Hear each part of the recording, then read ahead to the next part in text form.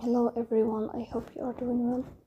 Today we will talk about how to fix or how to solve the problem of Luzia app. You click on settings. Here we click on apps, default apps, app settings. On above you search about Luzia app and you click. Here in this page of app info you go to first stop and you click OK. Here you will enter to the window of storage.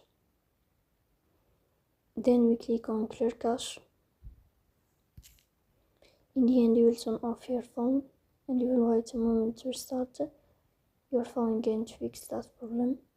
So please don't forget to support us by like and subscribe.